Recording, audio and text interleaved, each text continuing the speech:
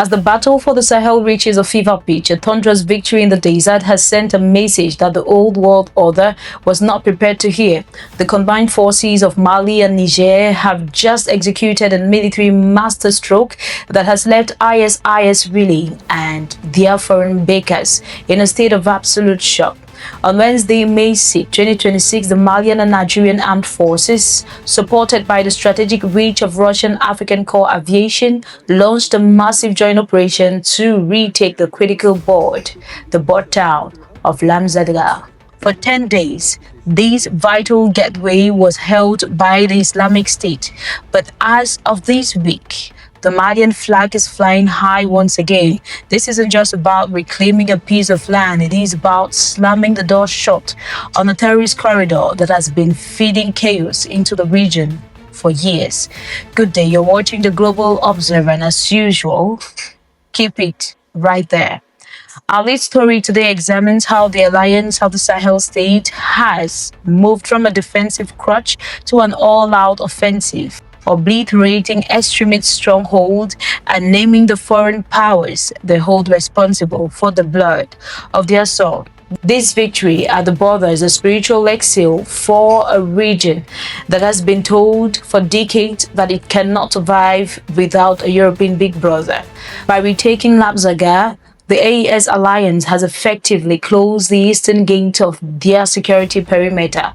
Think of it like a security fence that was finally mended after a long night of break-ins. The reinforcements that were trying to flood the Kidal theater have been cut off.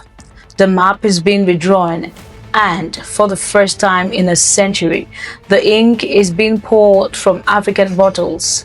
While the Western media was busy predicting the fall of Bamako, the Malian and Nigerian forces were quietly executing a pincer move that proves regional unity is the ultimate weapon.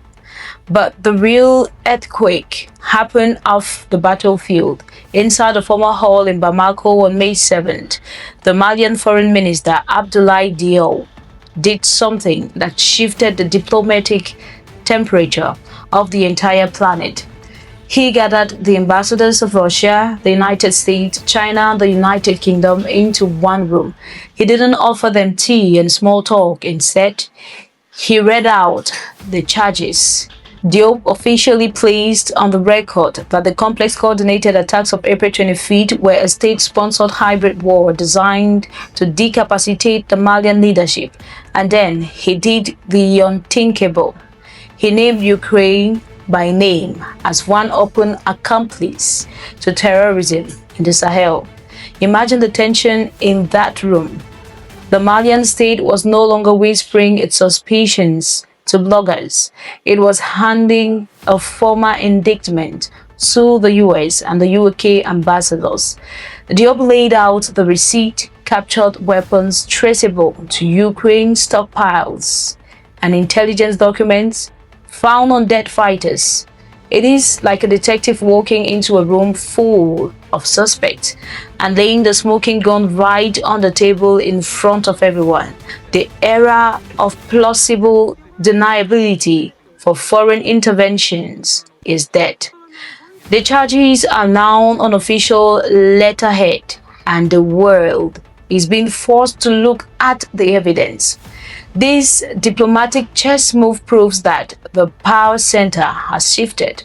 The most senior diplomat in that room was the Russian ambassador, while the Western missions were forced to sit and listen to a lecture on sovereignty.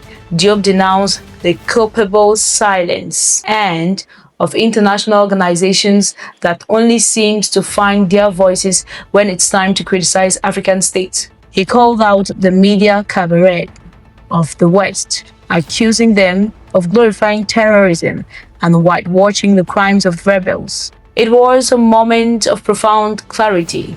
The Malian state is standing tall. Reorganization is complete, and they are telling the world that they are no longer guessing who the enemies are. They have the names, and they are calling them out. While the politicians talk, the air above the desert is humming with the sound of justice. AES reconnaissance recently detected a massive convoy of over 240 fighters moving across the borders with NATO-grade weapons and armored vehicles. In a precision strike, the entire column was destroyed before it could even reach the front lines. This is the new AES doctrine. The supplies do not get through. The reinforcements do not survive. It is a message to any mercenary or proxy group. The Sahel is no longer a playground. The illegal armed groups receiving Western funding are finding out that money doesn't make you bulletproof. It is a desert where the lion has finally found its claws. The resistance isn't just happening with missiles, dear viewers. It is happening on the airwaves too. On May 5th, Burkina Faso took the bold step of permanently banning the French television channel TV5 Monde. This wasn't a temporary suspension. The silence was revoked indefinitely. The reasons why: simple and blunt: spreading unverified information, giving a microphone to terrorist spokespeople, and attempting to destabilize the state. The information war is being dismantled station by station. Just as the military bases are being kicked out, the media platforms that act as the voice of empire are being shut down. The AES is cleaning its house, both on the ground and in the minds of its people. Even the politics of soft power are failing the old masters. French President Emmanuel Macron recently held a meeting at the Élysée Palace with African influencers.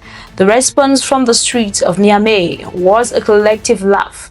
Leaders in Niger called it a desperate attempt to camouflage evil intentions with hashtags and digital faces. It is like a landlord who has ignored a leaking roof for 50 years suddenly trying to win over the tenants by giving them a free t-shirt. The mentality of the continent has changed. You cannot fix 50 years of broken policy with a few selfies. The African digital voice is no longer for rent, and the influencer strategy is being seen for exactly what it is: desperation. However, dear friends, as the AES consolidates, a dark mirror has appeared in Chad to show the cost of staying outside this unity. On May 4th, a brutal Boko Haram attack killed 23 Chadian soldiers and 2 generals. This happened because armed groups can still move freely across borders that aren't protected by a unified regional force. It raises a painful question. Why are some countries sending their best troops to UN missions on the other side of the world, while their own borders are being walked over by extremists? Chad is finding out the hard way that a country's security depends entirely on the security of its neighbors. The old way of working with foreign guardians has produced 60 years of failure, and the blood on the ground in Chad is the latest proof. The takeaway from this week is simple. The map is changing. Labzanga is back in African hands. Ukraine has been named as a sponsor of terror on the official diplomatic record. TV5 Monde has been kicked out of Burkina Faso, and France is reaching for influencers because it has lost the radio, the bases, and the people. The Sahel has learned that regional integration on African terms is the only way to survive. The rest of the continent is now being asked to learn that same lesson. The sun rising over the Sahel tomorrow won't just shine on the battlefield. It will shine on the people who have finally decided to write their own story. Thank you for watching the Global Observer, and I urge you to continue clicking on the subscribe button and receive more notifications from us.